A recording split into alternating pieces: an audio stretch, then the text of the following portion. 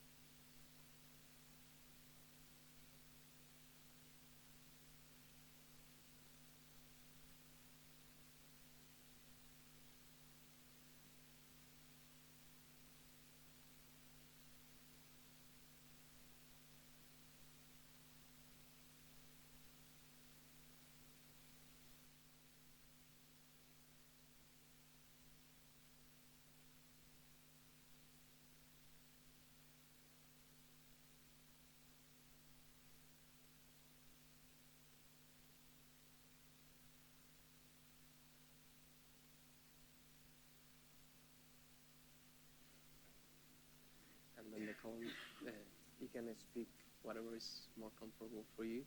You want to move around, because the column is not very, not very comfortable. So I usually prefer to go around, but whatever you feel more comfortable with.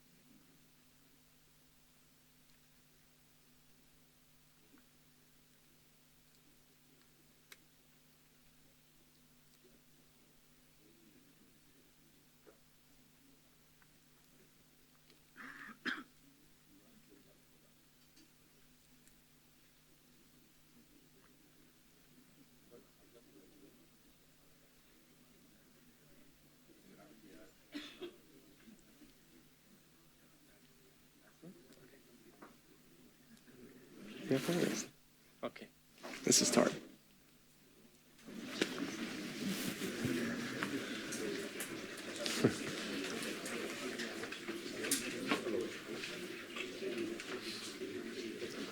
Bueno, vamos a empezar ya. De nuevo, darle las gracias a todos por estar hoy aquí, a los que están físicamente aquí y a la gente que está online.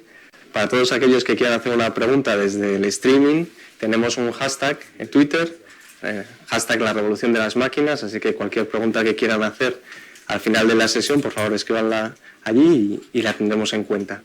A ustedes también, ahora les contaré cuál es la estructura de la conferencia de hoy, pero según vayan escuchando a los expertos, también les animo a que vayan pensando en preguntas para el debate del final. Ahora haremos una pequeña introducción de la fundación, nos llevará un cuarto de hora aproximadamente, 10 minutos, y después tendremos a los dos expertos que les presentaré, primero Colm y luego Francisco, y eso nos llevará aproximadamente hasta las 8. Y de 8 a 8 y media lo hemos reservado precisamente para el debate, que es una de las cosas que fomentamos dentro de nuestro propio think tank y que nos gustaría que también tuviéramos en este tipo de sesiones. La columna es un poco incómoda, así que nos moveremos. Lo hemos intentado cambiar, pero no podíamos. Y luego así que disculpas por ello. Y bueno, la sesión de hoy va a haber parte en inglés, parte en español.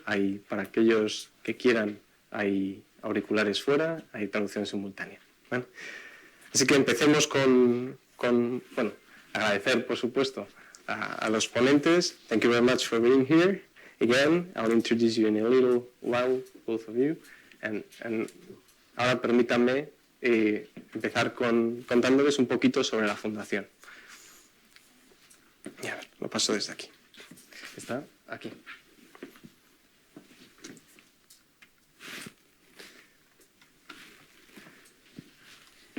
Vale, prepara el vídeo. Bueno. Y permítanme que empiece con un vídeo de la fundación, que parece que no va a ser tan sencillo. La dirección de este sitio no es válida. Bueno, pues más sencillo todavía, se lo cuento. Bueno, la fundación es una fundación atípica. Bueno, el vídeo, si lo quieren, está disponible en nuestra website, en www.fundacionbankinter.org, también lo pueden ver en YouTube. Pero básicamente lo que contamos en el vídeo es una breve, en apenas 3-4 minutos, una breve descripción de lo que hacemos en la Fundación y de nuestra historia.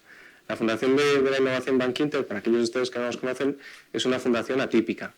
Atípica en el sistema bancario, en el entorno bancario español, y atípica en Europa también. Y es atípica porque nuestra misión es el fomento de la creación de riqueza sostenible en España a través de la innovación y del emprendimiento. Y eso que es tan amplio y que llevamos haciendo desde el 2003 como consecuencia de lo que al banco tradicionalmente se le ha dado bien, saben ustedes que Bankinter tiene un especial foco en la tecnología, en la innovación y en la calidad. Bueno, eso que es tan amplio lo comenzamos haciendo a través de un programa que es el Future Trends Forum, o el Foro de las Tendencias Futuras, de donde sale la conferencia que hoy les presentamos. Básicamente lo que hemos hecho en el FTF, como nosotros llamamos, en el Future Trends Forum, a lo largo de todos estos años, es rodearnos de gente mucho más lista que nosotros de todas partes del mundo. Ya han pasado por aquí en torno a 450 expertos, desde directivos de las mayores empresas del mundo o de startups, a investigadores, a psicólogos, escritores, mucha gente del mundo académico, de toda la Ivy League, de Hong Kong, de Slowcovo, de todas partes. Y lo que hacemos con ellos todos los años es pedirles que piensen por nosotros y que nos digan en torno a qué temas consideran ellos que se va a generar riqueza en el medio largo plazo. Nos proponen los temas, los votan, y los 2 temas más votados son los que tratamos en reuniones presenciales en Madrid, y donde lo que hacemos con la labor de la Fundación es, para esos temas, atraer a Madrid a 30 de las personas que más saben en el mundo de esos temas. Y además tratamos de hacerlo desde un punto de vista multidisciplinar, para que en la conversación se produzca esto que llamamos, o que llaman, pensamiento lateral, cruzado, que al final es lo que da la innovación y cosas diferentes. ¿Vale?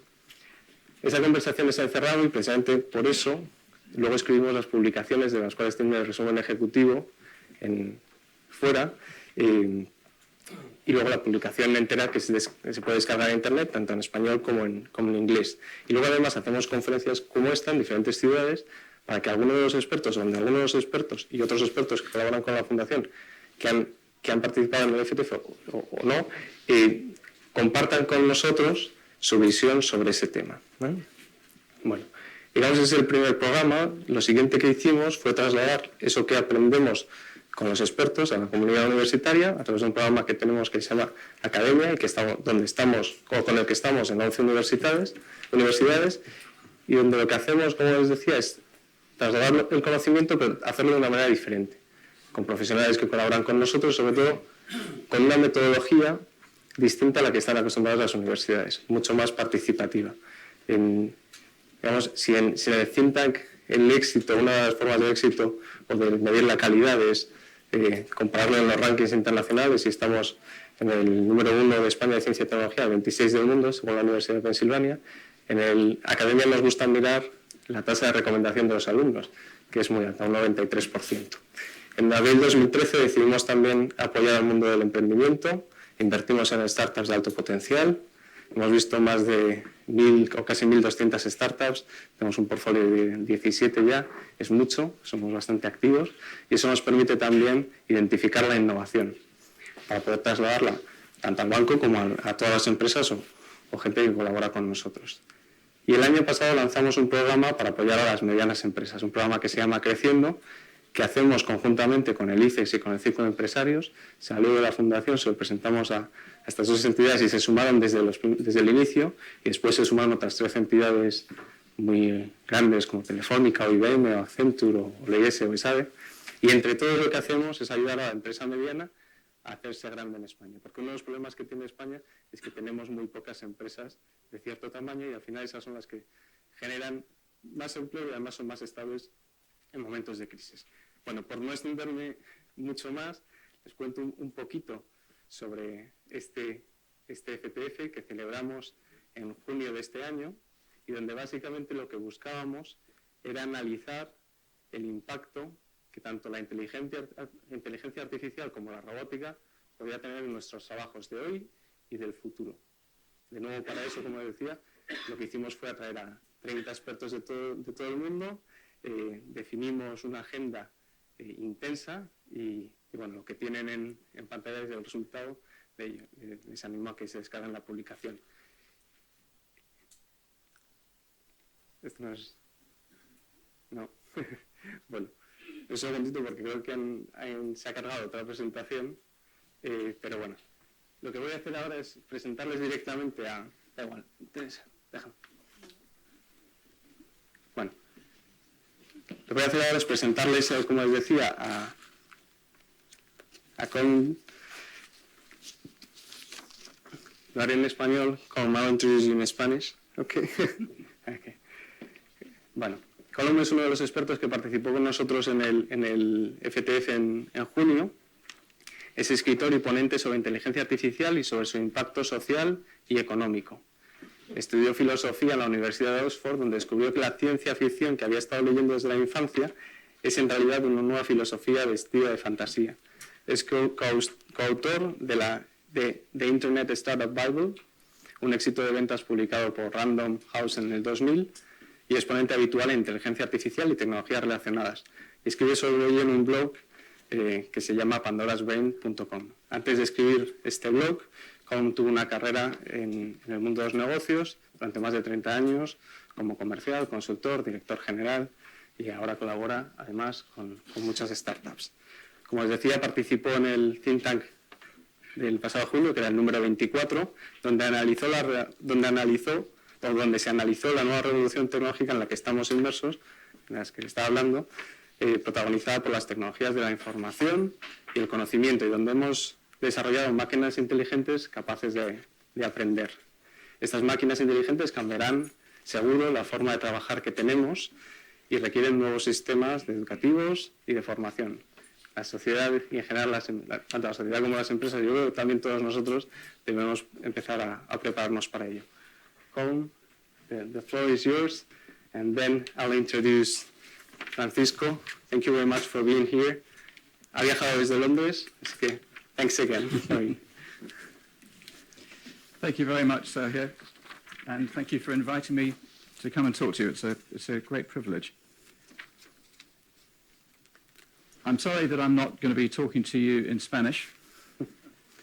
I am actually learning Spanish, but I've only just started. So it would be really quite miserable if I tried to do that. Good. Goodish. Here we go. I also want to thank Sergio and his colleagues for arranging this opportunity for us all to think and talk about the machine revolution.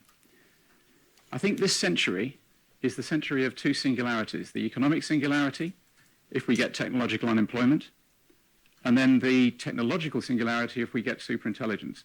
I don't intend to talk too much about the latter, but if we make it through these two singularities this century, the future for humanity is wonderful, but it does have significant risks and significant challenges, and it's great that we have this opportunity and others like it to talk and think about these issues.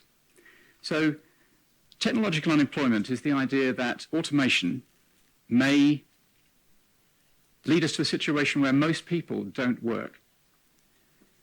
Automation isn't new. It's been around since right at the beginning of the Industrial Revolution. In the 16th century, Dutch workers threw their shoes into looms to break them. Their shoes were wooden clogs called sabots, and that's probably where the word saboteur came from. Past rounds of automation haven't destroyed jobs, at least not in the long term. They've raised the living standards of people as a whole, raised the output of the economy, and created a lot of new jobs. And the poster child for this, that's interesting. Oh dear. All right, we may be doing this without slides, folks. The poster child for automation is the agricultural sector, where in the States, in 1900, about 40% of the US working population worked on farms. And then by 1960, that number had reduced to about 3%. But the people, I've got such nice slides to illustrate this, the people went on to find other jobs because they had cognitive abilities. They didn't just have the muscle power that the machines replaced. They had cognitive abilities. to take them forward. It didn't work out so well for horses. Horses really only had muscle power. And in 1900, there was about 21 million working horses in America. By 1960, there was 2 million. I hope that that number was reduced by natural wastage rather than any other method. But the thing is, the horse had nothing else to offer. It just had its muscle power. You want us to copy the presentation and the other If that's possible, if that will work, yes. Yeah. No, I think it's my fault. I hasten to add, I think this is my fault rather than the foundation. I think it's my system which has crashed.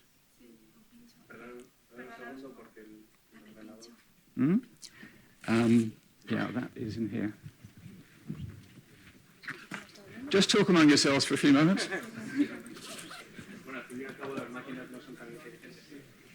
What is the name? Fundación, yeah. Okay. Yeah. And then we have the other ordenador. Yep, that's fine.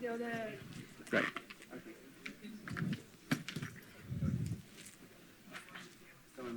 Machines are not always that intelligent. Yes, yes. Opportunities. It's great, isn't it, giving a presentation about artificial intelligence and the computers don't work, but hey. Actually, I'd just like to do... No, I won't. I was going to say something very rude about Sony, but I won't, just in case there's anybody working for Sony here. Shall I carry on, or...? Whatever you want. We'll have that ready. In Yeah. Okay, well, let's pause then. Un minuto que cargamos la presentación en el otro ordenador.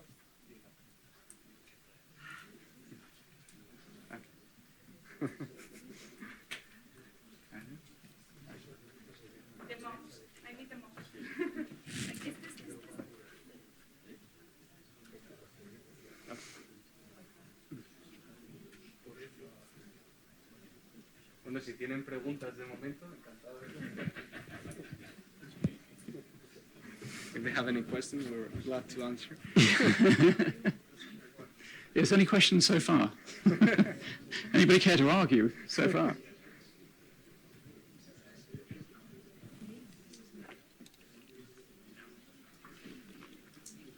Well, while we're waiting, just as a matter of interest, how many people in this room have heard of the technological singularity? Not many. Okay, a few. Right. That's not what I'm going to be talking about this evening, but I'm just interested to know how familiar you are with that.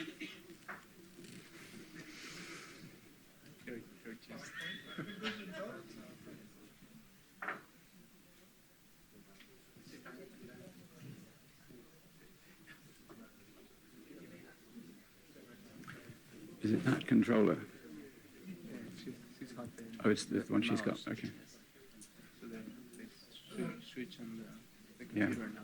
I assume they're loading that.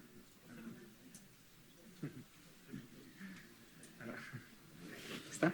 No. Ready? Espera, pero tiene que cambiar de ordenador. Cámbiame el ordenador. Es que este ratón no funciona. No, es que está...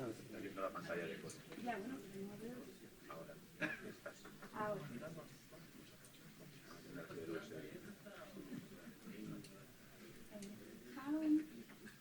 That's the one. Yay! Now. Excellent. Thanks. So that's just forward like that. Okay. All right, we're off again. Profound apologies. Technology, don't you love it? So this is us having cognitive abilities and not just muscle power. And this is what means we got jobs when the horse didn't. So the horse went from 21 million to 3 million between 1900 and 1960 in the States.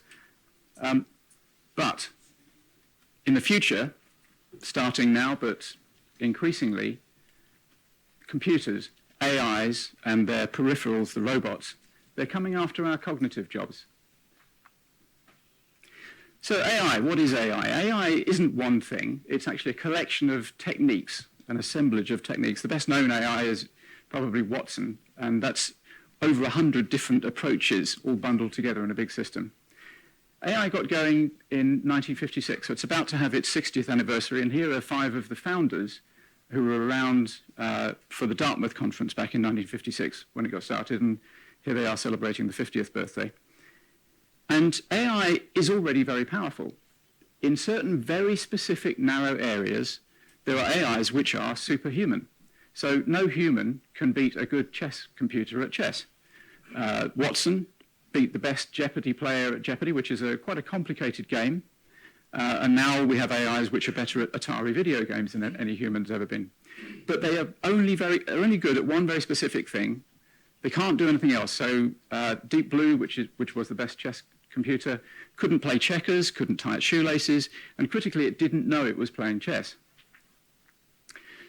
But we have powerful AI, and yet we dismiss it. We take it for granted, and we're very nostalgic about what we thought the future would be. So we have these very powerful AIs, and all we can think of is, well, we haven't got hoverboards and we haven't got flying cars. So this year is the 20th anniversary of this movie, Back to the Future, and everybody's saying, well, where's my hoverboard? We didn't get hoverboards, but actually what we have got, thanks to AI, is something pretty close to omniscience. Those of you who, like me, are old enough to remember what life was like before it, used to spend a lot of time looking for information. Now, pretty much everything you need to know is at the touch of a button. And there's been a quiet revolution in AI, which a lot of people haven't noticed, and it's called machine learning. So we've moved from, or the cutting edge of AI has moved from symbolic AI, where we try to get machines to understand exactly what we use as language and interpret it directly, to a statistical and data-based approach. So deep learning has become possible because we have mountains of data to throw at computers. And the algorithms that underlie deep learning turn out to be unreasonably good when you give them billions of data sets as opposed to just millions. Because of this, things are changing very fast. Siri and Cortana are a bit of a joke at the moment, but in 5 years' time, you will have conversations with Siri. You might not yet, as in the movie Her, fall in love with your digital assistant, but you will probably get fond of it. And in fact, there is a version of Cortana, Microsoft's equivalent of Siri, which is only available in China, and a quarter of its users have told it that they love it, and they've been quite serious. So AI is getting more and more human-like. It isn't human-like, but it feels that way. Some of the other technologies that AI is bringing us, self-driving cars, 3D printing, virtual reality, and personalized medicine. All of these things are going to revolutionize our lives. There are 3 things driving AI. Data, as I said, algorithms, which are systems, ways to use the data, and the processing power of computers. Now, you can't understand what's going to happen in the future without understanding the exponential rate of improvement of computer performance. So this man, Gordon Moore, one of the co-founders of Intel, noticed in 1965, or rather wrote in 1965, that we were doubling the number of transistors that were put on a chip every 18 months. So every 18 months, we double the processing power of a computer. When you double something, you get a phenomenally fast rate of increase. You get an exponential growth, and this is a chart of exponential growth. That chart is the number of chips that Intel puts on its transistors on its chips. And it's interesting that wherever you are on an exponential curve, you're always at that knee point. People often get this wrong. They think that the past was flat, the future's straight up, but it'll slow down the future. It doesn't. It just stays that way. The past always looks flat, and the future always looks vertiginous. So, an illustration of exponential increase. If you were to travel 30 steps, you'd probably travel about 30 meters. If you could take 30 exponential steps, so your first step was 1 meter, your second step is 2 meters, your third is 4 meters, and your fourth is 8, and so on, you'd go to the moon. In fact, that's not quite right. You'd go to the moon on the 29th step, and the 30th step would bring you all the way back, which shows the other thing about exponential growth, which is it's not only incredibly powerful, it's backloaded. And my favorite illustration of that is a football stadium. Imagine a football stadium which has been rendered waterproof, so it can hold all the water that's put in it. And the referee walks out into the middle of the pitch and drops 1 drop of water in the middle of the pitch. And a minute later, she drops 2 drops of water there. And a minute after that, 4 drops of water. And a minute after that, 8 drops of water. Incredibly, The time it takes to fill the stadium is 49 minutes. But what's really scary is that after 44 minutes, the stadium's only 7% full, so it's just a bit moist at the bottom. The people at the back, in the upper stands, are saying, it's going to get a bit damp down there. 4 minutes later, they've all drowned. So computing is improving in its power incredibly quickly. And, of course, AIs and robots, when they get to the level of being able to do anything, they have a tremendous set of unfair advantages. They don't sleep. They don't need a pay rise. They don't get cranky. They don't get drunk. So as soon as a computer can do your job, it will, because it will do it cheaper and quicker and better. And people are starting to think about this. This chart was produced by a couple of people at the Oxford Martin School, and they calculated that nearly half of all American jobs would be automated out of existence by computers within 20 years. Now, nobody knows whether that's true, and they don't know how long it's going to take. This was one methodology. There's lots of different ways of looking at it. So there are different ways this could pan out. There are three, broadly speaking, job scenarios. The first one is that we carry on working. There are still jobs for humans. The second is that there are still jobs, but we keep having to change our career every year, every month, every week. And then the third scenario is that there are no jobs because the computers have stolen them all. So how could there still be jobs for humans? First possibility is something called centaurs. This was an idea invented by Garry Kasparov, who noticed that the best chess players were actually combinations of computers and humans. And that's still the truth, although it's not going to be true for long. Pretty soon computers will be able to beat centaurs. So maybe we can race with the machines and somehow use our human creativity, higher cognitive skills to work with computers, and we'll all keep ourselves in work. Second possibility is that we all end up doing caring jobs. So actually we all end up being nurses to each other. And then the third possibility is that we invent strange new jobs. And actually, as one pointed out, this one already exists, but dream wranglers, or some strange tsunami of jobs to do with virtual reality fantasy creation.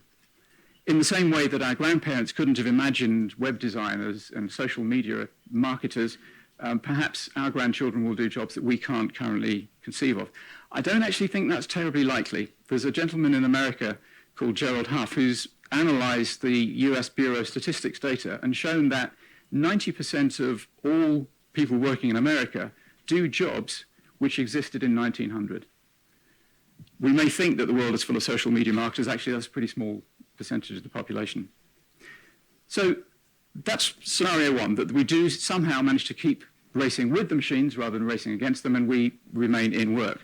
The second scenario is that there are still jobs, but we have to keep changing our jobs every 5 minutes as the computers take our old ones, and that's not clearly sustainable in a world of exponential growth. And then the third scenario is that there are no jobs. Now, I've wrongly put there is no work on here. It's important to distinguish between jobs. When I say jobs, I mean things that humans are paid to do. Work is something that we will always do. We'll always have projects. We'll always be painting and writing and creating, but we may not get paid for it because the robots may do it cheaper and better. If we do get to this point that there are no jobs for humans, that is an economic singularity. Singularity I'm using here in the same sense of singularity in mathematics and physics. It's a point in time when the rules break down, when the old laws just don't apply anymore. So if you are unlucky enough to find yourself falling into a black hole, the old rules of physics stop applying. And an economic singularity is when the rules break down and we have to create new ones. Now, if AIs and computers are doing all the work and creating all the goods and services we need, then great. You know, we have a future of leisure, and we can all write novels and play sports and watch movies and chat with our friends and do whatever we like to do. But there are four little problems. The first one is how do we stay alive?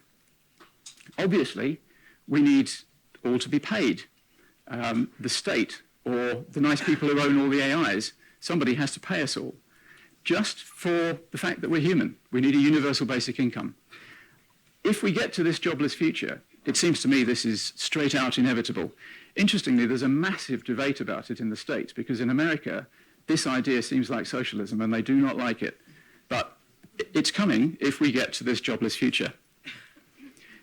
Another problem is, if we're all being paid a very comfortable basic income, how do we decide who gets the rare stuff? How do we decide who gets the nice house on the beach with the palm-fringed sand? How do we decide who gets the Monet, who gets the Aston Martin, and so on?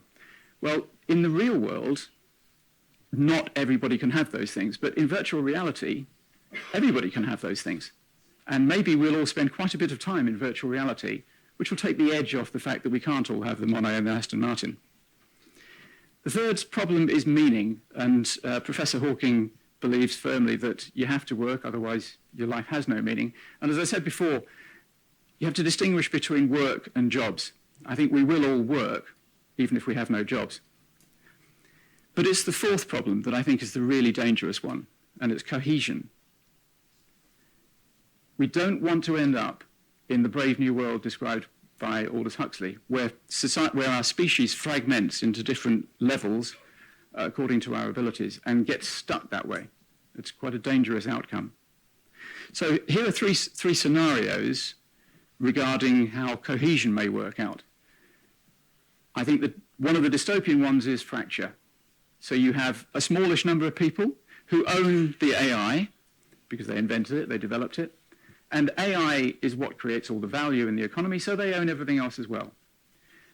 And everybody else has a universal basic income, essentially granted at by the goodwill of the people who own the AI. But the people who own the AI have privileged access to all the other technologies that are coming along, and we've got really dramatic technologies coming along which will enhance our cognitive and physical abilities. So if we end up in this scenario, we're very likely to diverge into two or more species. There's a very wonderful writer called Yuval Harari whose book, Sapiens, I recommend to everybody, and he's now talking about the inevitable fracture of human society into two. He calls them the gods and the useless, which I think is a bit brutal, but you can see what he means. Another unfortunate scenario is in trying to get from the society we have now to a society where people aren't working, we don't manage it very well, and we have collapse. But the third scenario is the one we should be shooting for, and we have every reason to believe we can achieve, which is that we do work out what this new economy looks like. It may be an evolution of capitalism. It may be something else. We don't yet know. We haven't really begun to start mapping it out. But it's fantastic that we're thinking and talking about it. We are a clever little mammal, and there's 7 billion of us. So we can figure this out, and we've got time. We haven't got too much time. And as I say, this century is the century of two singularities. If we survive it, our future is magnificent. And we have to work out how to do that. We have to take positive steps to work out how to do it. And thinking and talking about it is the start. Thank you.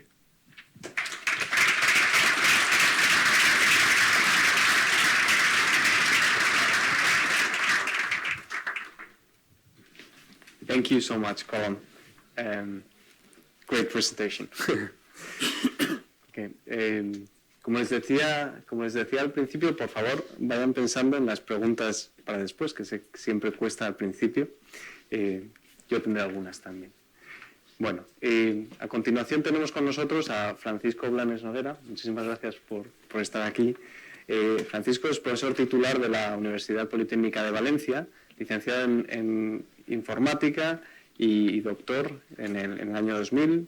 Se incorpora al grupo de investigación de informática industrial y sistemas en tiempo real, en el que viene desarrollando su investigación desde entonces, donde los principales temas de trabajo han sido las arquitecturas de software de control de robots, los sistemas en tiempo real y la sensorización en entornos ciberfísicos. Del año 2007 al 2012 inicia una línea de trabajo en robótica humanoide que abarca desde el desarrollo de prototipos propios hasta la coordinación de equipos. Y con dicha experiencia, desde 2010 a 2013, coordina un equipo de estudiantes de doctorado con el que participa en las competiciones RoboCup de fútbol para robots humanoides de la Liga Estándar, quedando en el primer puesto de la competición RONCAP en el año 2010. Desde 2012 pasa a dirigir el Instituto de Automática e Informática Industrial de la Universidad Politécnica de Valencia. Bueno, Francisco, muchísimas gracias por estar aquí. Gracias, Sergio, por la presentación. Gracias también a la Fundación Bankinter por la oportunidad que hay de estar aquí con ustedes. Muchas gracias por su asistencia y a la gente que está conectada por el streaming. También muchas gracias por estar aquí con nosotros esta tarde. A mí me ha tocado la parte de la charla, bueno, más vinculada con lo que se hace aquí en España. Intentaré ser concreto porque, bueno, un docente cuando nos subimos a una tarima nos venimos arriba y soltamos unos rollos insufribles, así que, bueno, siéntanse libres de advertírmelo si es necesario. Bien, lo primero sería ubicarme un poco yo, qué es lo que he hecho y cómo he llegado hasta aquí, ¿vale? Como decía Sergio, yo he estado trabajando en robótica desde los inicios de mi investigación como docente y en la robótica hemos estado trabajando, bueno, pues con especial énfasis en lo que son esos sistemas de coordinación, de sensorización, ¿de acuerdo?, que nos permiten que los robots actúen y se comporten de una forma, bueno, inteligente, ¿vale? No tan inteligente como nos depara el futuro, pero con la inteligencia que somos capaces de demostrar hoy en día, con los recursos que teníamos. Con esa línea de investigación, pues estuvimos trabajando en robótica humanoide, en coordinación de robots humanoides, y participamos en unas competiciones, como decía Sergio, que eran unas competiciones de una liga denominada RoboCup. La liga RoboCup, o la RoboCup como competición, tiene un propósito, como en su momento tuvo la computación un objetivo final, que era que un ordenador pudiera ser capaz de jugar al ajedrez contra un humano, pues la competición de RoboCup y la organización de RoboCup tiene el propósito de que en el año 2050 hay un equipo de robots humanoides capaces de competir contra un equipo de humanos.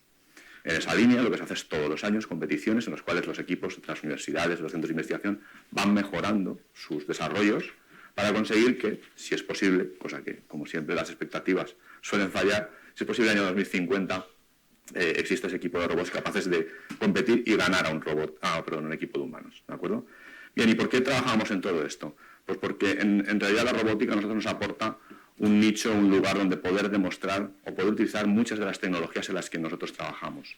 En el Instituto de Investigación en el que yo dirijo actualmente existen varios grupos, todos ellos aportan al campo de la robótica tecnologías necesarias, desde el área propiamente de robótica, la gente que trabaja propiamente con lo que es el control dinámico de robots, etcétera, hasta la informática industrial involucrada más en temas de computación. La parte de visión es fundamental en los robots humanoides y en los robots en general, la visión artificial, la informática gráfica y, por supuesto, el control de procesos. Todos estos grupos, agrupados o trabajando coherentemente en el Instituto de Investigación, son los que nos aportan la capacidad en su momento de poder llevar a cabo estos desarrollos. Desarrollos que, por supuesto, no tienen como objetivo o como finalidad que al final unos robots jueguen al fútbol, porque además tampoco lo hacen tan bien, ¿vale? Sino que lo que buscan es conseguir resultados útiles para la sociedad de la que tenemos alrededor. En ese sentido, nuestro instituto se ubica en la Universidad Politécnica dentro de la Ciudad Politécnica de la Innovación. La Universidad Politécnica de la Innovación es un polo focalizado en que existe investigación transferible a la sociedad, transferible a las empresas que están cercanas a nosotros y las no tan cercanas también. Tenemos también mucha capacidad de relación con empresas y grupos de fuera de España. Y ahí es donde nos ubicamos nosotros como Instituto de Investigación y dentro de él la gente que hemos estado trabajando en robótica. Y este primer aspecto que quería centrar sobre qué es lo que he hecho yo me lleva a introducir el primer punto de la presentación que tengo para hoy, y es cómo es la robótica en España. Cómo podríamos denominar que es la investigación y el trabajo en robótica en España. Y lo que quisiera transmitir desde aquí es un mensaje muy claro, y es que en España se trabaja mucho en robótica. Hay muchos grupos, somos muy activos, tanto desde el punto de vista de investigación, como innovación, como actividad empresarial, ¿vale? A nivel de lo que es agrupación en sociedades, existen 4 grandes, aparecen ahí, SPAROB, CEA Robótica. CEA Robótica es la que aglutina principalmente lo que son los grupos de investigación a nivel universitario, AERATP, que agrupa básicamente o principalmente empresas del área, o sea, empresas vinculadas con la robótica, principalmente de robótica industrial, y SEIRROB, una sociedad de reciente creación. Bajo estas sociedades que aglutinan la investigación, la innovación y la transferencia y el trabajo de las empresas en robótica, ¿vale?, es en las que se denota que la actividad de robótica en España es muy importante, ¿de acuerdo? Es decir, existen muchos grupos y somos muy presentes también en el mundo. A nivel comparativo, tendría este gráfico en el que podíamos ver, en el lado derecho tenemos unos datos de lo que es la presencia de grupos de robótica por ejemplo, una red temática de robótica que existía en Europa hacia el año 2012, existía todavía, después evolucionó hacia lo que es la PPP de robótica, ¿vale? El año 2012 todavía existía y de 253 socios, el 10,5% eran españoles. Una presencia muy notable, superior a otros países tecnológicamente o con un Producto Interior Bruto en términos industriales muy superior al de España, ¿vale? En sociedades, por ejemplo, ya internacionales, como es IECubo en su capítulo de Robotics and Automation Society, somos de 6.000 socios, un 2,9% son españoles. Es decir, tenemos mucha presencia fuera. En el mapa que podemos ver aquí, los puntos dentro del mapa de España son los de grupos o empresas que están vinculados a la nueva Public-Private Partnership, ¿vale? Es una plataforma público-privada de la Unión Europea en la cual pues, se definen las líneas estratégicas de robótica a nivel europeo que posteriormente sean financiadas por la Unión Europea, ¿de acuerdo? Pues tenemos mucha presencia en esa PPP, muy por encima de otros países de Europa como puede ser Italia o puede ser Inglaterra. Y en cuanto a lo que es retorno de la actividad robótica en términos de investigación a España, también ha sido muy importante durante los periodos de financiación del programa Marco VI y el programa Marco VII. Los programas Marco han sido los esquemas bajo los cuales la Unión Europea ha financiado investigación en Europa y en concreto en temas de robótica, España ha recibido en el sexto programa Marco un 6,5% de retorno de la inversión y en el caso del séptimo programa Marco un 6,9%, mucho más de lo que España aportaba, ¿de acuerdo?, en financiación a nivel europeo. Con lo cual nos ha ido muy bien, es decir, hay mucha investigación en España en este campo y hay muchos grupos muy activos, ¿vale? Yo lo que voy a intentar, en lo que me queda de charla, es sacar unas cuantas pinceladas en la línea de lo que el informe del foro ha señalado como tendencias, ¿de acuerdo?, para que veamos que aquí en España también se está trabajando, que hay grupos que trabajan en esas tendencias. Las primeras tendencias a las cuales me fijé a la hora de leer el informe eran los coworkers, ¿vale? Y explícitamente decía en el informe, las máquinas capaces de trabajar con nosotros e incluso sustituirnos están ya a las puertas. Y es cuestión de pocas décadas, años, que lo veamos.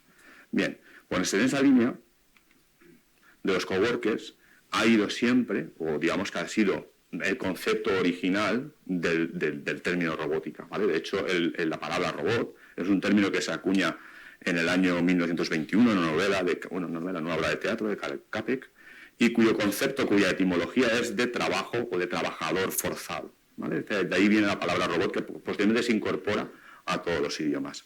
Bien, pues en esa línea de coworker, ¿vale?, es decir, de máquina con la cual yo también me ayuda a mí y interactuamos juntos para resolver un problema, hay grupos en España que trabajan en temas muy concretos. El primero que voy a presentar es el de vehículos aéreos autónomos, ¿vale?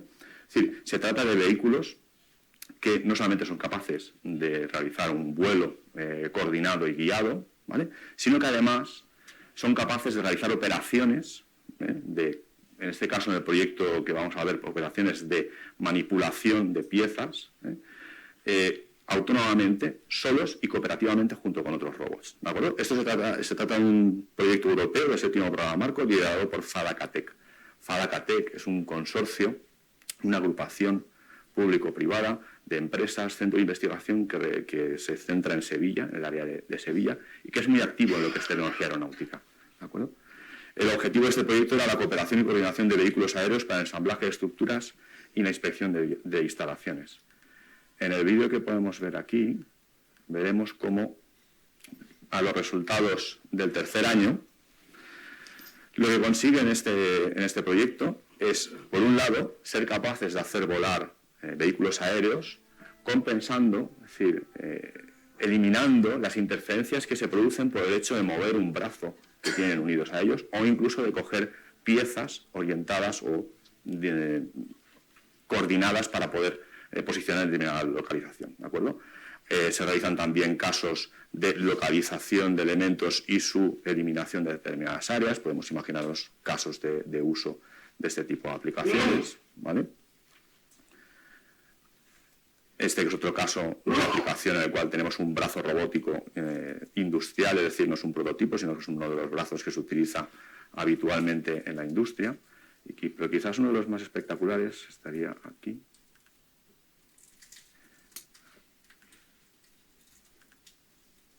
¿vale? Este es otro de localización. Este es de localización. Localización conjunta, es decir, varios robots aéreos están volando, identifican marcadores en la escena y entre ellos se comunican para que entre ellos se ayudan a determinar cada uno dónde está, ¿vale? Pero a mí uno de los que más me gusta de este ejemplo es este en el que varios robots, ¿de acuerdo?, cooperan y planifican la trayectoria que van a realizar, ¿vale? Esto, y en este caso es todavía más impresionante. Son varios robots que están cooperando para coger una pieza y moverla de sitio. Y repito, se trata de robots, de vehículos que no guía a nadie, no supervisa a nadie, están haciéndolo todo mediante el control que se ha programado previamente y que después, posteriormente, ellos deciden qué es lo que tienen que hacer en función de la dinámica del sistema. ¿Vale? Es decir, no se trata de un vehículo que alguien está teleoperando o está ayudando a controlar, ¿vale? Bueno, pues esto se hace aquí, en España.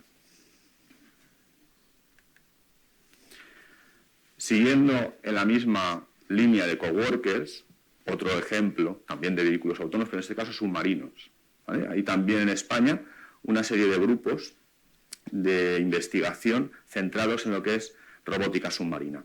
En este caso el proyecto Trident es un proyecto liderado por la Universidad de Castellón, la Universidad Jaume I, que abarca la problemática de la coordinación de vehículos submarinos, así como también la manipulación e intervención bajo el mar, ¿de acuerdo? ¿Qué es lo que se busca? Bueno, pues se busca principalmente lo que vemos en los dos escenarios de uso. Por un lado, que podamos tener dos vehículos que cooperen en la mapeo de una zona del fondo marino, ¿de acuerdo? Esto es interesante o necesario en el caso, por ejemplo, de querer localizar restos arqueológicos o cualquier otro tipo de naufragio que se haya podido producir en condiciones o en situaciones en las cuales no es posible la intervención humana. Y el segundo ejemplo es el de también un rastreo, una búsqueda para la localización de determinados elementos en el fondo del mar, ¿vale? En este proyecto también se realiza, por supuesto, en los proyectos, muchas veces en los proyectos de financiación europea, es necesario, al finalizar los mismos, realizar un test, ¿vale? Un user case, para ver que aquello es viable, es posible, aunque sea a nivel de prototipo, pero que es viable poder llevar aquello adelante, ¿vale? Y se han conseguido los objetivos. Pero en concreto, en este caso, uno de los experimentos finales que se realizaron, ¿vale? Nos lo podemos imaginar, es un caso de cooperación, de navegación cooperativa. Vamos a tener dos vehículos que van a estar navegando, ¿vale? Van a estar localizando qué elementos hay en el fondo marino y, por un lado, se realizará esa operación de mapeo. Eso es complejo, ya que hay que tener en cuenta que se tienen que casar, se tiene que hacer montar ese puzzle a base de las imágenes que se van tomando. Cada una de esas imágenes que vemos aquí, se van tomando múltiples imágenes por parte del robot submarino, pero después hay que casarlas todas, hay que decir, hay que alinearlas, hay que ponerlas donde corresponde, ¿vale? Pues esto es una operación ya que a nivel de tratamiento digital de imágenes es muy compleja. Pero después, una vez realizado esa labor de mosaico, de identificación del fondo marino, lo que se hace es localizar en el fondo del mar una pieza que es relevante, en este caso era un caso de uso de una caja negra de un avión, y lo que se hace es con el mismo submarino se le coloca un brazo y de esa forma se le hace bajar hasta el fondo marino para coger la caja y rescatarla, en definitiva, ¿vale? Que es lo que se busca, una intervención en una situación en la que un humano no podría hacerlo. Bueno, en este caso se trataría de un escenario donde evidentemente un humano sí que lo podría hacer, pero en el caso que fuera un fondo marino, profundidades o condiciones en las cuales los humanos no pudieran intervenir, ahí podría hacerlo un coworker, como es un vehículo de este tipo, ¿vale?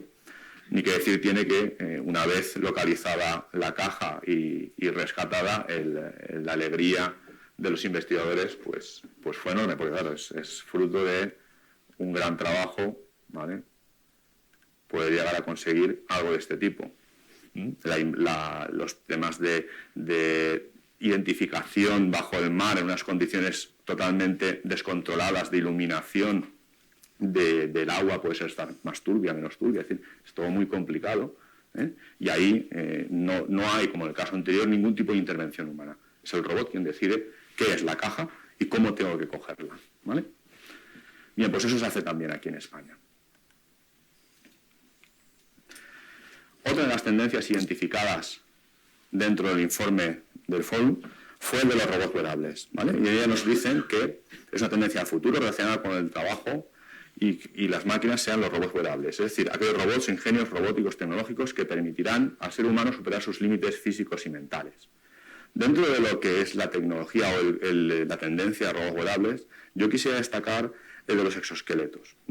No son propiamente, no recaerían propiamente dentro del campo de la robótica, ¿vale? Pero sí que es verdad que para hacer un exoesqueleto, ahí en la imagen tenemos el caso de un exoesqueleto, se necesita la tecnología robótica, fundamentalmente en cuestiones de sensorización, es decir, de los elementos que me permiten percibir cuál es la posición del humano, de los actuadores, de los motores que están funcionando, y del control que se tiene que aplicar, ¿vale? Para que nos hagamos una idea, un exoesqueleto es como una pieza artificial que yo me coloco y que lo que hace es darme más potencia física, ¿vale? Por eso, con esa potencia física yo logro pues, resolver o superar determinado hándicap. Puede ser que tenga poca fuerza, puede ser que tenga una determinada problema de locomoción, ¿vale?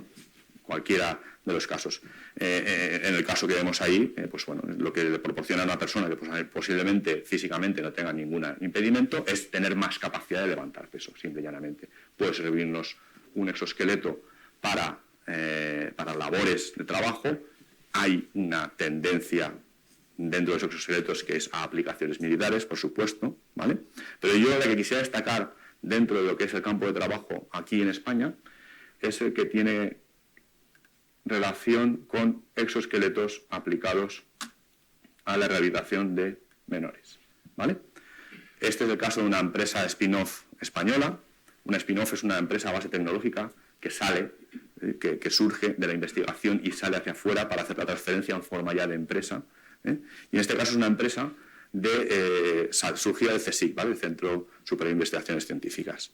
Bien, pues esta empresa, esta spin-off, está especializada en el diseño de exoesqueletos o en el desarrollo de exoesqueletos para niños, para rehabilitación de niños, niños con traumas, niños con problemas de locomoción, ¿vale? Y es la única empresa, de las pocas empresas del mundo que están trabajando en ese campo, porque ese tipo de rehabilitación necesita, para niños, necesita una adaptación especial, ¿vale? Es decir, hay mucha empresa, los focos de trabajo, los focos de empresas trabajando en exoesqueletos en el mundo están en Israel, en Estados Unidos, en Japón y en Nueva Zelanda, ¿de acuerdo? Todos ellos, la mayoría de ellos, trabajan en exoesqueletos para adultos, bueno, en el caso de Estados Unidos principalmente exoesqueletos para aplicaciones militares.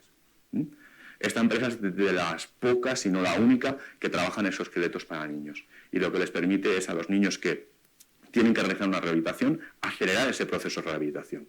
Evidentemente, el propósito, y más todavía, con la apariencia mecánica que podemos que tiene ahí el exoesqueleto, no es que lleve exoesqueleto para siempre, sino que le permita superar, ¿de acuerdo?, o mejorar sus habilidades de locomoción de una forma más rápida que una rehabilitación tradicional, ¿vale?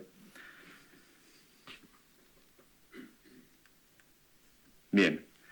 En los exoesqueletos, en la tecnología de exoesqueletos se basa, en principio, requiere que las personas tengan una capacidad de locomoción, aunque sea mínima, es decir, pero tienen que poder caminar, tienen que poder realizar la acción física, ¿de acuerdo?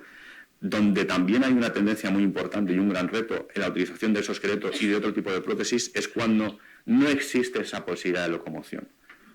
Aunque sí que tenemos el sistema nervioso disponible, es decir, existen todavía el impulso nervioso, lo que pasa es que el impulso nervioso no llega al músculo a activar, ¿vale?, el sistema muscular. En ese caso hay una gran cantidad de trabajo en lo que se denominan sistemas de interfaz cerebro-máquina, ¿vale? Y quería sacarlo también a colación en esta charla porque muchos de los más importantes investigadores en el mundo que trabajan en interfaces cerebro-máquina son también de España. Lo que pasa es que no están trabajando en España, están trabajando fuera. Es uno de nuestros hándicaps, el que a veces producimos grandes investigadores que lo que hacemos es exportarlos. Bien, finalmente, la última tendencia a la cual quería referirme es el de la productividad. Las mejoras, los saltos en la técnica y la ciencia implicarán, a su vez, grandes saltos en la productividad de las economías, que vayan entrando en esta nueva era. A su vez, esta cada vez mayor productividad irá sustituyendo a la mano de obra humana y destruyendo así puestos de trabajo. Esta es otra de las tendencias que se identifica en el FTF. Bien, esta tendencia es algo que hemos venido sufriendo o disfrutando de la humanidad desde siempre, desde la primera revolución industrial, cuando se incorporan las máquinas de vapor, la segunda revolución industrial, cuando se incorpora la energía eléctrica, cuando se incorpora el trabajo en cadena, la tercera revolución industrial, cuando se incorporan los computadores a los procesos productivos, y actualmente en esta cuarta revolución industrial, donde lo que tenemos es una incorporación masiva de elementos que se denominan ciberfísicos a los sistemas de producción, ¿vale? En esta cuarta revolución industrial estamos mejorando, estamos incrementando esa capacidad, ¿vale?, de producción. ¿Y por qué esa capacidad de producción se ve mejorada con esta revolución industrial actualmente denominada, esta cuarta revolución industrial, como Smart Factory? Pues porque con esas tecnologías introducidas en el Smart Factory, yo lo que consigo es, por un lado, ser capaz de cambiar la producción en muy poco tiempo, variar el producto, reducir el ciclo de vida del producto en muy poco tiempo. Consigo también fabricar pedidos pequeños sin incurrir en mayores gastos. Esto es un elemento importante a la hora de fabricar un bien.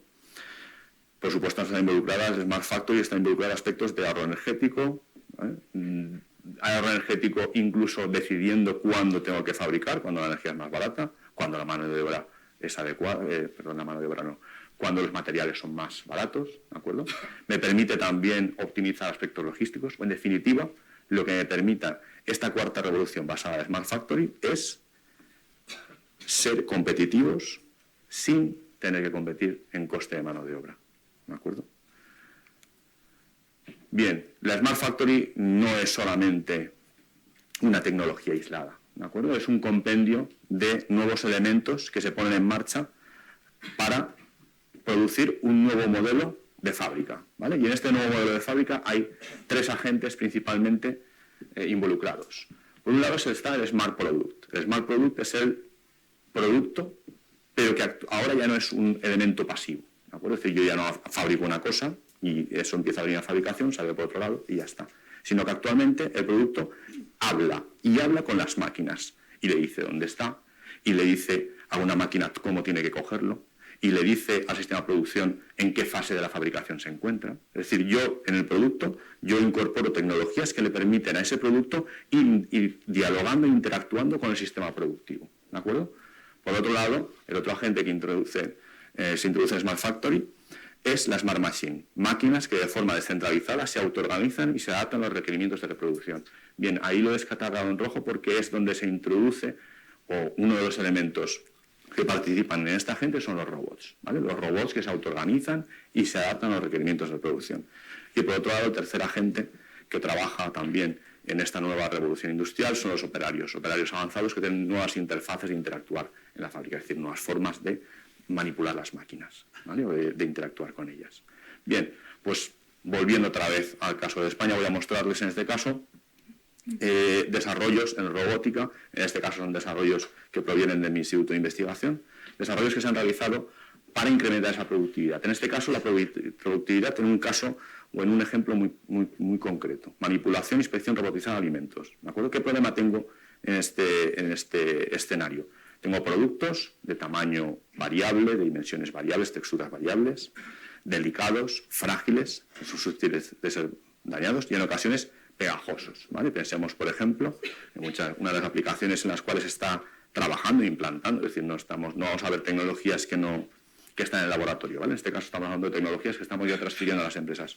Estamos hablando de productos porque salen de un horno, pensemos en un pastelito, salen de un horno y están calientes, y al estar calientes son blandos, ¿de acuerdo? Normalmente para manipular ese producto pues es difícil hacerlo con un manipulador robótico porque el concepto, la forma de manipularlo, la fuerza que tiene que aplicar es difícil de controlar, ¿vale? Y por otro lado tengo un problema de industrialización, necesito un manipulador, una garra que sea sencilla, que sea rápida en términos de velocidad, pero sencilla también en términos de cambiarla. Es decir, cuando estoy en una fábrica, si ahora manipulo un pastelito cuadrado, necesito una garra, pero si ahora después me viene otro tipo de pastelito, tengo que cambiar la garra y no puedo parar media hora la línea. Tengo que hacerlo en un minuto, ¿vale? Tienen que ser económicas porque se tienen que desechar, adaptables, homologadas para alimentos y además de fácil limpieza. Bien, pues en ese sentido, en el Instituto de Automática e Informática Industrial hay un grupo especializado en el desarrollo de garras especiales para la industria alimentaria, que han sido testeadas, validadas, que se han aplicado y se están implantando en la bollería industrial y que tienen también aplicaciones, se han testeado, eso sí, a nivel de laboratorio, en el sector agroalimentario, ¿vale? Tanto en garras eléctricas como en garras neumáticas. Por ejemplo, uno de los casos de test y de utilización en el laboratorio es el de clasificación y detección de firmezados frutos, ¿vale? Pensemos en una línea de inspección de calidad de frutas, donde bueno, pues se van colocando las frutas en cajas, lo que se denomina pick and place. Cojo la fruta y la coloco en una caja, ¿vale? Eso es el PIP, es de pick and place.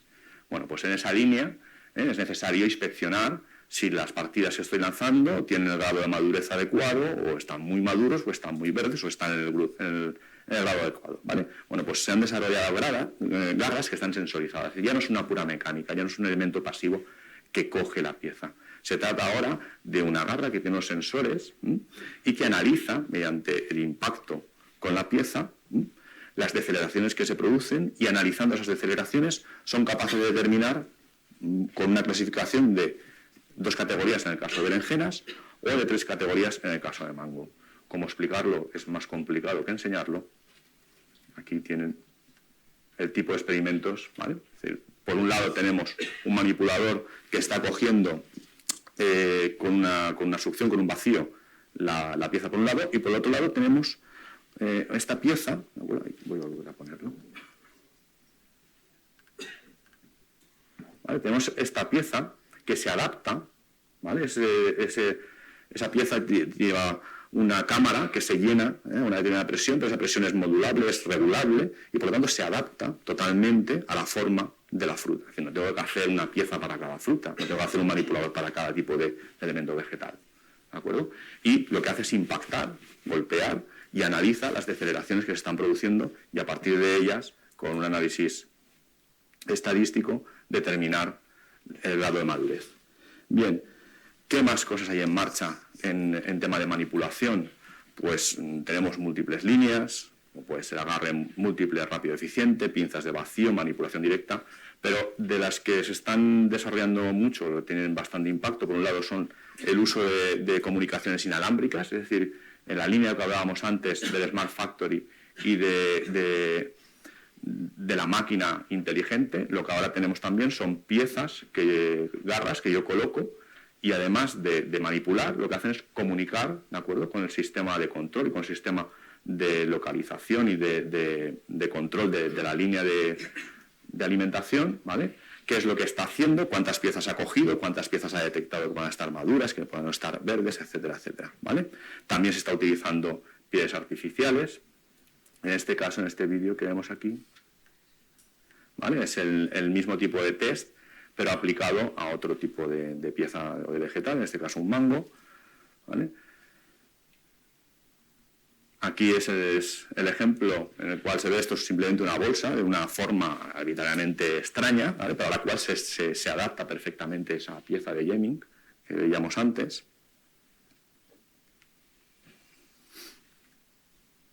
Y aquí en este caso es un ejemplo más concreto de piezas que tiene una manipulación que no es simétrica, ¿de acuerdo?, y que es adaptable al elemento que están cogiendo. En este caso es un huevo, y además es un huevo crudo, es decir, no es un huevo cocido, ¿vale? Lo está cogiendo, y la pinza no está cogiéndola por todos los dedos por igual, porque evidentemente el huevo no es igual, sino que está adaptando a la forma, ¿vale?, y está presionando de una forma delicada y coherente el huevo por donde lo coge, ¿vale? Estas son aplicaciones que hasta ahora no eran posibles con los manipuladores que se tenían. Bien, para finalizar, ¿qué es lo que nos espera o qué es lo que nos depara la robótica en el siglo XXI? Bueno, yo creo que nos depara robots que evidentemente nos van a rodear por todos los sitios y además incluso van a estar junto con o van a ser parte de nosotros, ¿eh? Van a estar presentes como partes de nosotros mismos y también como asistentes en muchos lugares, ¿vale? Una de las líneas o tendencias que esta mañana comentábamos comiendo, al menos en Europa, de aplicación de la robótica es la salud. Hay mucha orientación de robot asistencial, ¿vale?, robot social, robot de interacción y sobre todo mucho mucho robot que cada vez se asemejará más a nosotros. Tanto que al final el cual incluso puede confundirse con nosotros. ¿De acuerdo? Y esto es todo. Muchas gracias.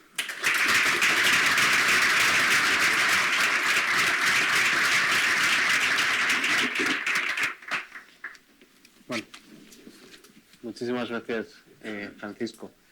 Si les parece, vamos a abrir primero turno de preguntas en la sala e iré intercambiando las preguntas con preguntas a través de Internet. Allí, adelante. Ahí, con el micrófono. Pues buenas noches, felicitaciones. Pregunta corta. ¿Proyecto Avatar? ¿Qué opináis del proyecto Avatar? Do you mean Dmitry Itskov? Yeah. I don't know that much about it. It's very ambitious. I think he hopes to, I've forgotten the dates, but I think he hopes to have a fully Android robot which we could upload a brain into by 2065. Is that right? 2045, right. Okay, so he's hoping to upload a human mind into an Android robot in 2045. My personal guess is that's not going to happen by 2045, but who knows? I mean, this is all speculation. What I do think is that sort of thing may be possible. Personally, I think that's probably near the end of the century. But it kind of illustrates where we're going, and it illustrates how important it is for us all to be thinking and talking about it, because that kind of thing is earth-shaking, and the great majority of people aren't even beginning to think about it.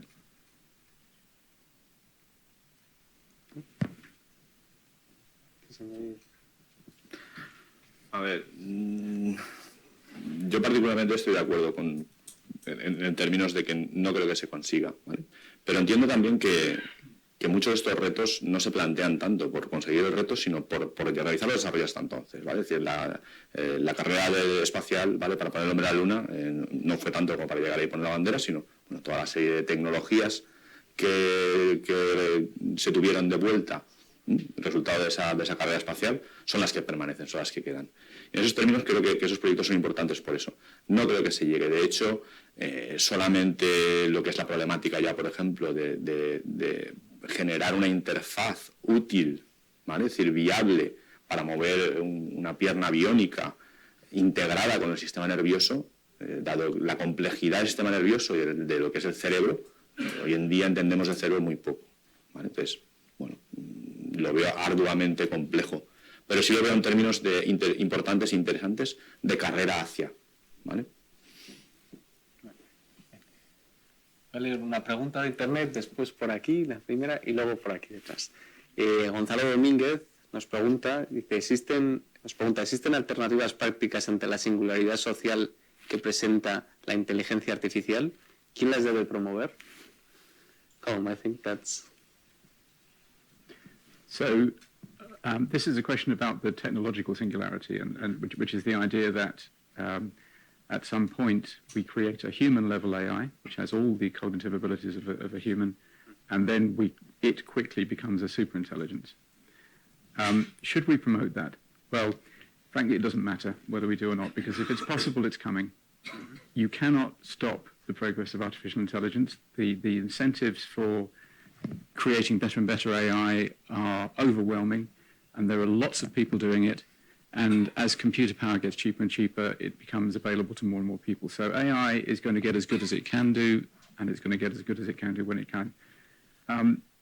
Is it a good thing? Superintelligence could be the best thing that's ever happened to humanity.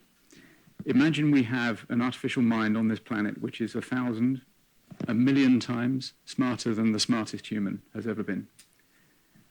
There's an AI researcher in the UK who has a very nice phrase. He says that humanity's plan for the future should be 2 steps. Step 1, solve intelligence. Step 2, use that to solve everything else. So you've got a brain around which is 1,000,000 times smarter than the human. Maybe it can solve death. Maybe it can solve poverty. Maybe it can even solve Syria. That's got to be a good thing. But of course, with immense power comes immense risk. And a superintelligence which don't think the Terminator, think the Sorcerer's Apprentice. A superintelligence which has goals which are not congruent with our goals could be very, very dangerous indeed. Again, this is why we need to be thinking and talking about these things, because they can, like any powerful technology, it can be very, very good for us or very, very bad for us, and we need to plan to make sure we get the good stuff. Thank you very much, Colin. Siguiente pregunta por aquí y después Hola. vamos aquí y allá al fondo. Esto no va. ¿Sí va? La economía de ahora y la de todos los tiempos hacia atrás está basada en que alguien produce, vende y alguien compra ese producto vendido, lo cual retroalimenta la cadena. Los que fabrican tienen ingresos, los que trabajan tienen ingresos, son consumidores, eso mueve la cadena de toda la economía desde que el mundo es mundo. Llevando al extremo todo esto que estáis diciendo los dos, que los robots llevan el camino, digo llevando al extremo, de sustituir a los humanos como coworkers o sin ser coworkers. El futuro, y esto es la pregunta, de la economía en el sentido tradicional, como lo he comentado antes, es un robot que no necesita retroalimentarse, produce algo, por lo cual no obtiene beneficio, porque, insisto, no necesita consumir nada.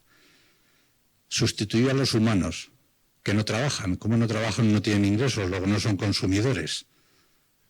Si cerramos el ciclo, ¿cómo afectará esto a la economía? ¿O qué tipos de modelos económicos? ¿O cómo se redistribuirá la riqueza o los alimentos entre la población mundial? Y lo que es más, los valores que están basados en el trabajo, y lo ponía en la presentación de Colum al principio, creo que decía Stephen Hawking que nada tiene sentido sin el trabajo, ¿cómo afectará eso a los valores morales de la humanidad? ¿De quién será el Dios?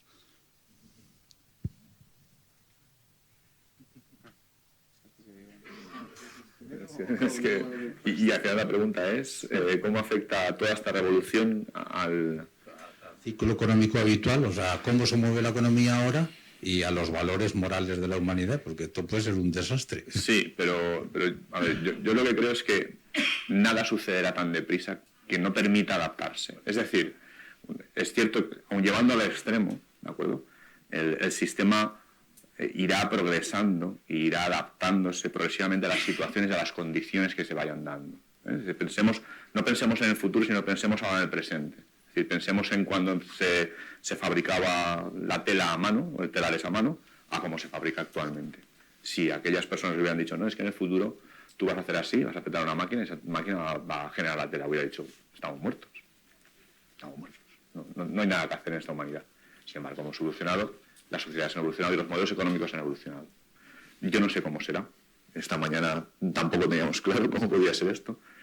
Pero yo tengo la esperanza, en ese sentido a lo mejor soy un optimista insensato, tengo la esperanza de que los sistemas económicos se irán adaptando, se irán encontrando las personas nuevas formas en las que encontrar la realización del trabajo. A lo mejor el concepto de trabajo no coincide con el que actualmente entendemos y existirán también unos valores morales vinculados a esas nuevas formas de trabajo.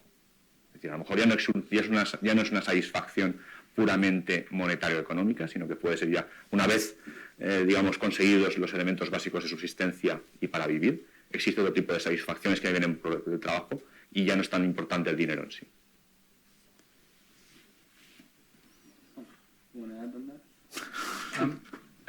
You raise a very interesting point. You know, how does a system in which most people aren't doing paid work, how do the economic signals continue?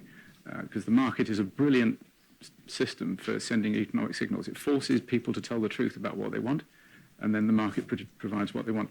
If we manage to make the transition successfully to a world where we have a universal basic income at a pretty good level, so in this glorious future we all have the living standards of middle-class Americans, then we still have those signals because people are still buying things. And I'm like Juan, I'm optimistic. It's not going to happen all of a sudden overnight, although I think it will happen quicker than most people think, all these things, and increasingly so as exponential growth continues. Your other point about will we all get demoralized because we don't have work? People paint today even though they know there's another painter out there who's much better than them. You know, people painted when Picasso was alive, even though they could never be as good as him. And I think even when we know that AIs and robots can do absolutely everything better than us, we'll carry on doing things which we'll call work. We'll still have projects. You know, I write books. They're not the best books in the world, sadly.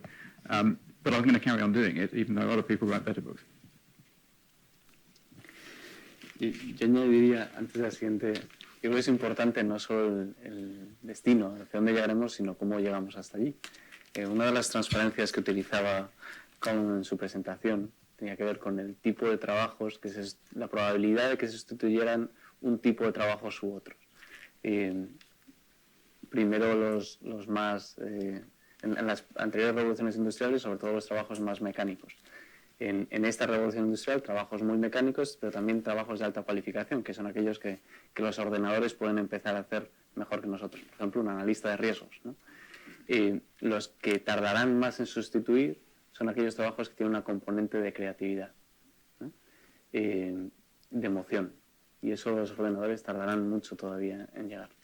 Eso a nivel de cada uno de nosotros. Pero a nivel país también es interesante, y es parte de lo que estudiamos en el foro, qué países van a ser capaces de adaptar mejor estas nuevas tecnologías. Porque en las anteriores revoluciones industriales lo que ocurrió es que aquellos países que adaptaban antes las tecnologías, en el caso de la primera revolución industrial, pues el Reino Unido, por ejemplo, y después Europa, consiguió un peso mundial mayor al que le correspondía por su población. Hasta ese momento, el peso mundial en el GDP, en el PIB mundial, era básicamente proporcional al nivel de población. Y lo que ocurrió allí es que se cambió.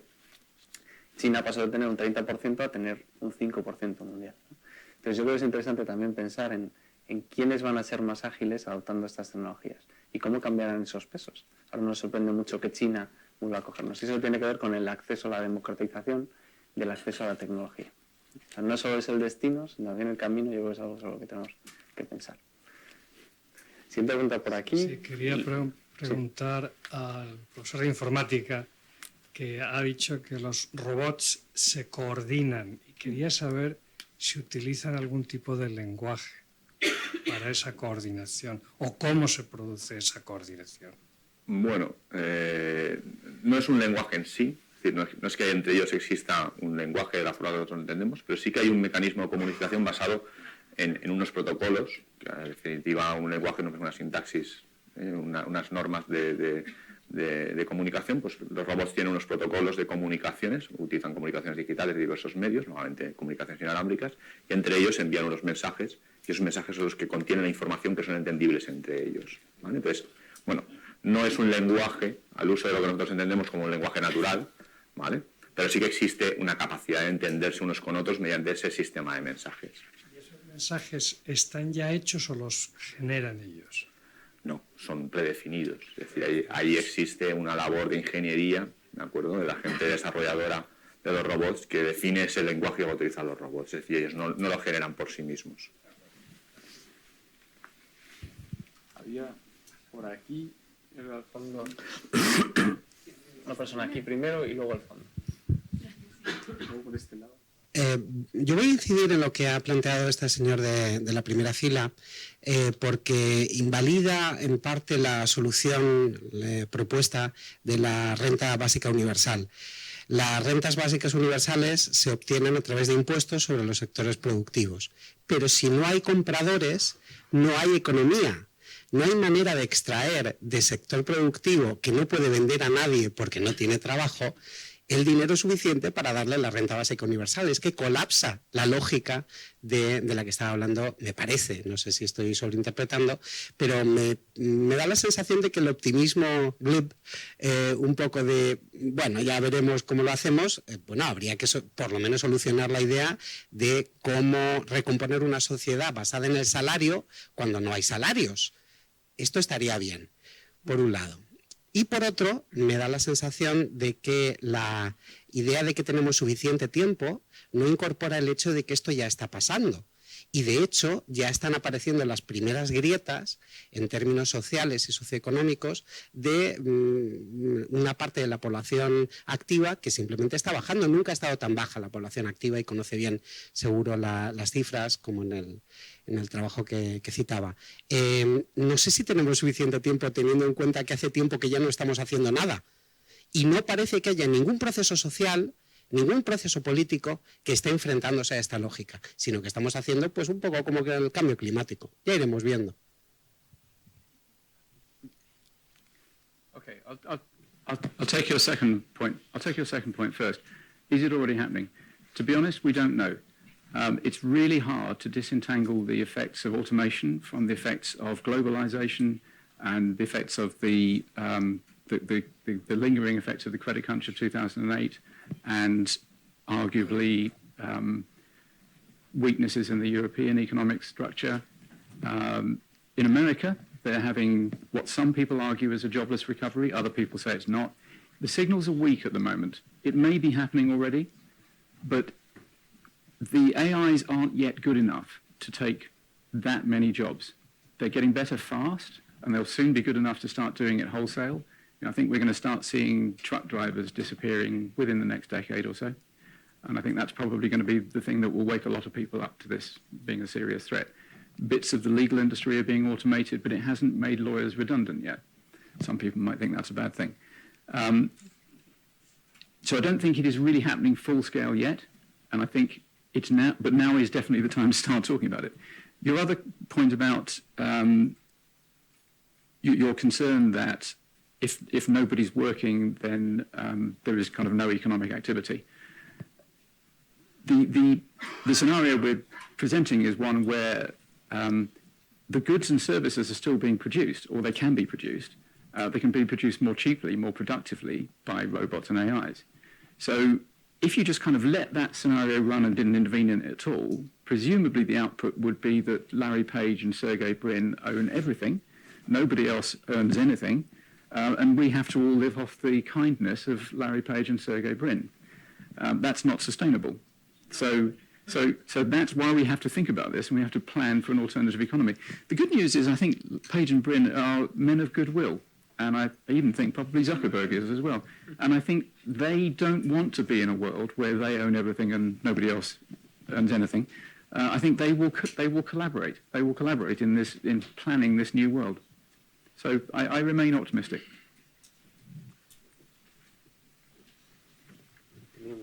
Por aquí. Buenas tardes. ¿Qué futuro prevén para lo que se conoce como AWS, sistemas de armas autónomas? ¿Y qué opinan? ¿Cuál es su posición con respecto a la operatividad y a la ética?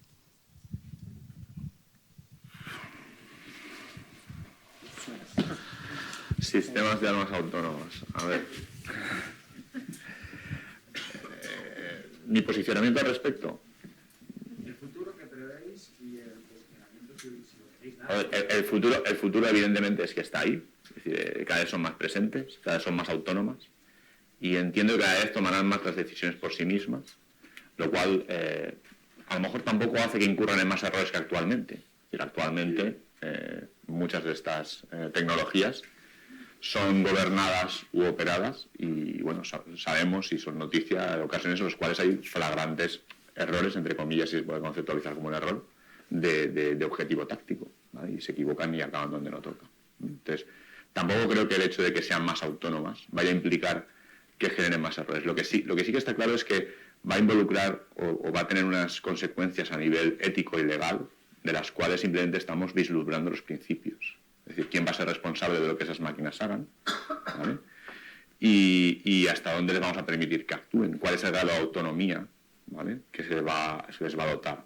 Pero lo que sí que es evidente, sobre todo en el tema de lo que es carga armamentística y en aspectos como son los sistemas autónomos, los vehículos, lo que actualmente son drones, que en muchas ocasiones pues son guiados o son teleoperados remotamente, ¿vale?, pero cada vez adquieren control sobre más fases de su operación, ¿vale? Al final esa autonomía puede llegar a ser total, ¿vale? supongo o entiendo que siempre, al igual que en una operación realizada por humanos, siempre hay al final de la cadena de mando un humano que dice sí o no. En el caso de los sistemas autónomos, al final de la cadena de mando siempre habrá un humano que diga hazlo o no lo hagas, ¿vale? Es mi perspectiva al respecto. No sé si contesto toda la pregunta o me he dejado algún aspecto por el medio.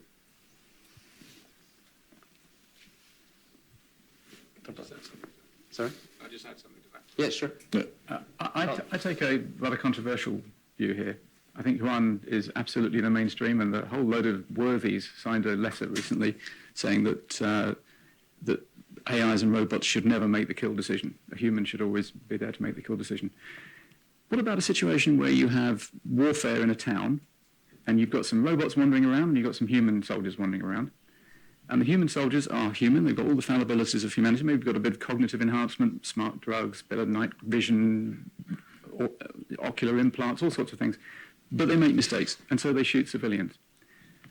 The robots, and this isn't tomorrow, this is some years hence, but the robots, which are peripherals of AIs, they don't make those mistakes. They can tell perfectly the difference between a combatant and a civilian. Who do you really want to pull the trigger? I think I'd rather not have the civilians killed.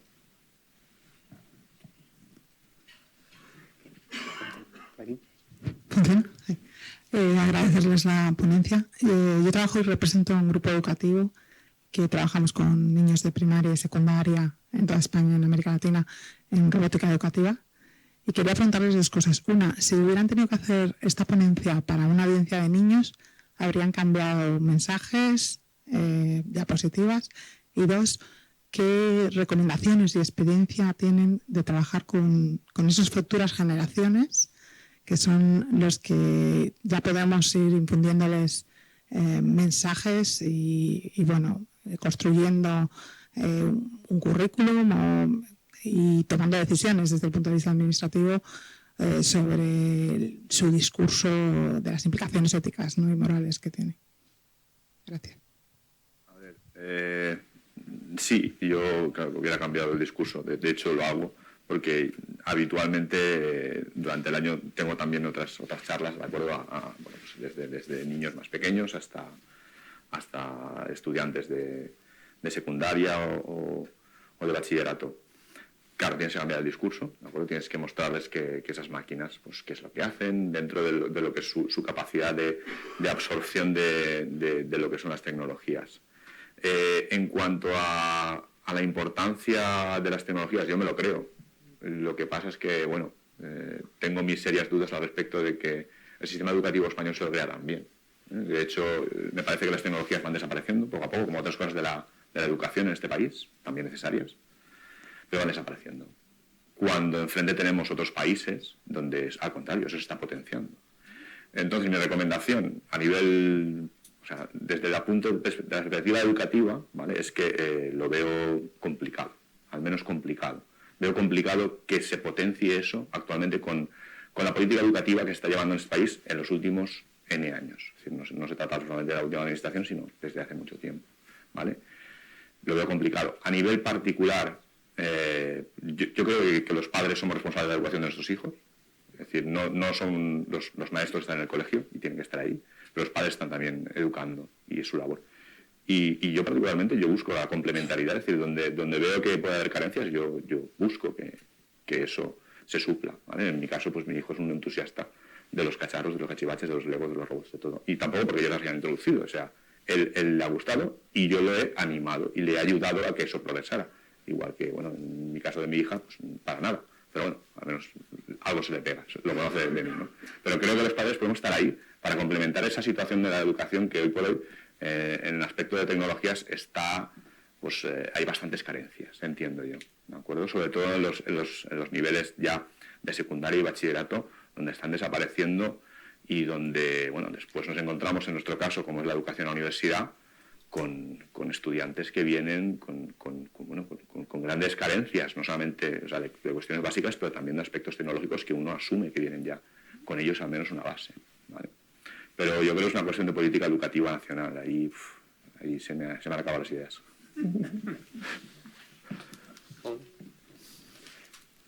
Tenemos tiempo para una última pregunta. Son las 8:30 pasadas. Si quieren, estaba esperando a ver si este flanco se animaba un poco, pero es verdad. Así que por allí al fondo, por favor. Buenas tardes. Quería preguntarles cuál consideran que es la mayor limitación que existe ahora mismo en el campo de las matemáticas o la informática relacionado con la inteligencia artificial. Y si no creen que es un poco soberbio pensar que lo mejor sería copiar, por ejemplo, en la neurocomputación, pues el sistema de neuronas que tenemos, implantarlo en una máquina en lugar de crear otro sistema superior.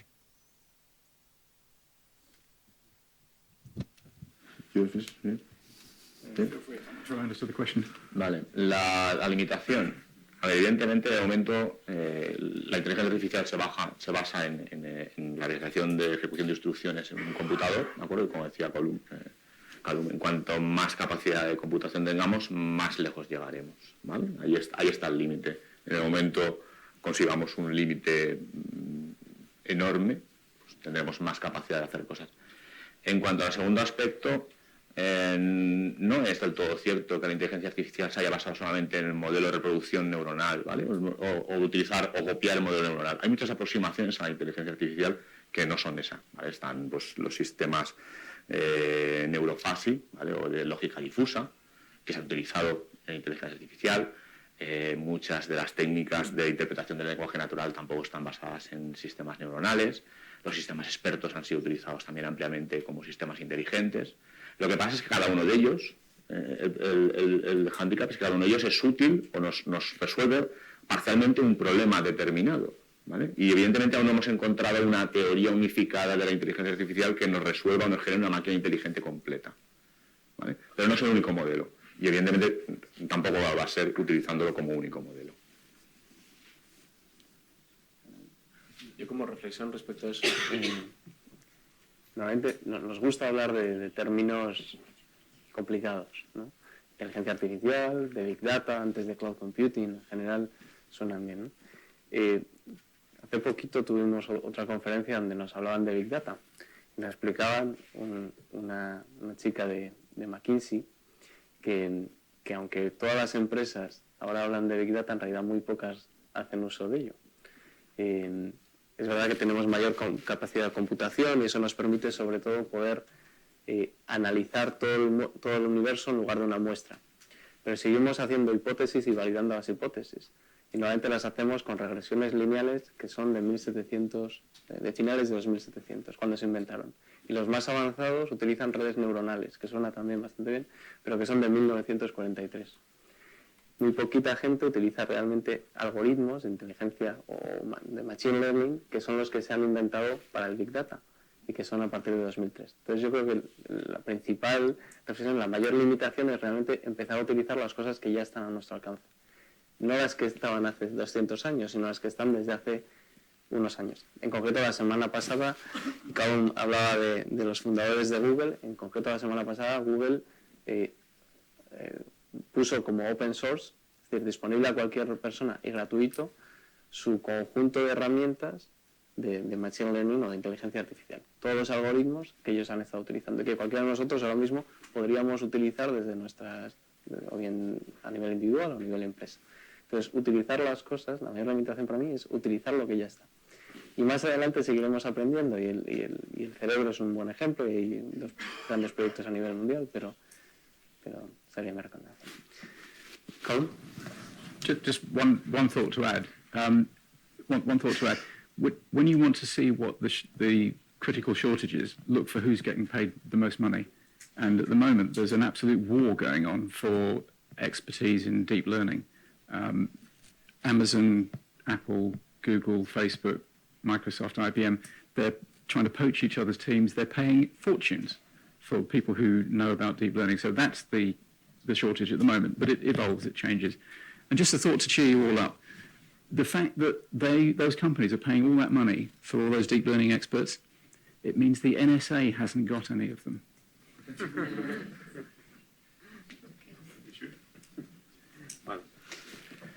Yo con este pensamiento de COM terminamos por hoy. Muchísimas gracias a todos por estar aquí y gracias especialmente